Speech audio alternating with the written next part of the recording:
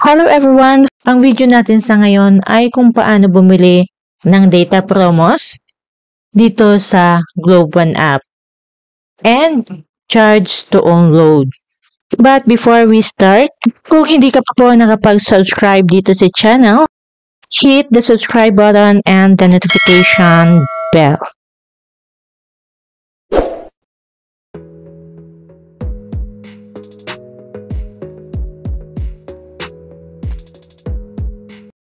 Kung ikaw po ay bago lang dito sa Globe One app at hindi mo pa po alam kung paano gamitin ang load balance to buy a data promos, ito pong video na to ay ginawa ko po ito kasi may mga nagko-comment po doon sa dati ko pang video if ano po gamitin yung kanilang load balance. Okay, so let's start. Okay, so first ay i-open po natin itong ating Globe One application. Okay, as you can see po ay may 72 pesos po ako na load balance. So, bibili po ako ng data promos gamit po itong aking load balance na 72 pesos. Okay, then scroll down lang po natin and hanapin po natin itong buy promos. Okay? Then, choose an account. Pwede nyo pong bilhan ang inyong own account number. If you want to buy for another number, ay ito lang po ang itatap nyo. Then, mag-enter po kayo dito ng mobile number na gusto nyo pong bilhan ng data promos or pwede nyo po i-search dito sa inyong phone book or contacts. Okay? So, for me guys, ang gusto ko pong bilhan ng promos ay ang aking account number. Okay? Then, click na natin tong choose account.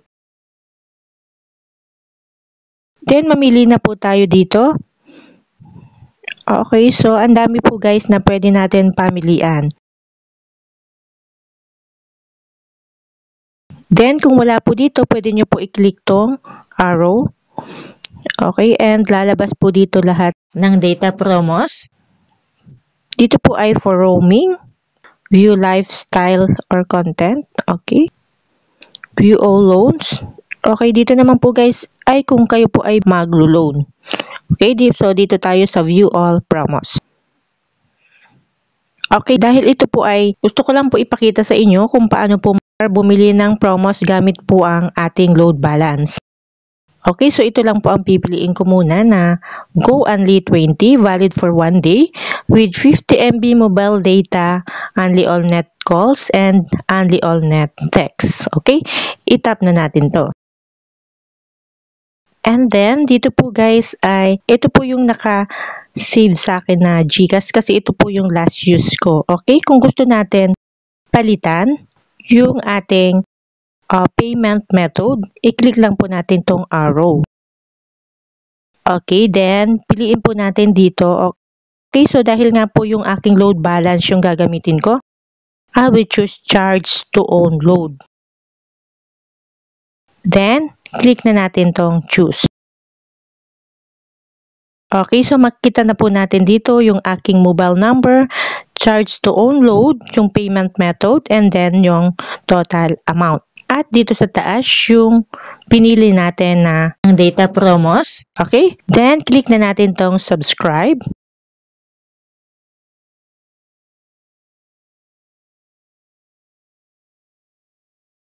So, ayan guys, pumasok na nga po yung aking data promos. Okay, and purchase successful. Okay, so tingnan na po natin dito kung pumasok na nga po yung aking pinili na promos. So, ayan na nga po guys, you have successfully registered to Go Only 20 now with all net calls, and you can now enjoy your only calls and text to all networks and 50 MB of mobile data, and ito po ay valid for 1 day. Okay, so ganito lang po bumili ng data promos dito sa Globe One and charge to own load.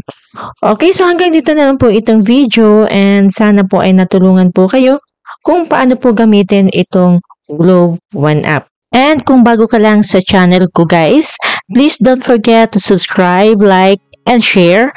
And click nyo na rin the notification bell nang sa ganun po ay maging updated po kayo sa mga susunod ko pa pong mga tutorial videos. Okay, thank you for watching.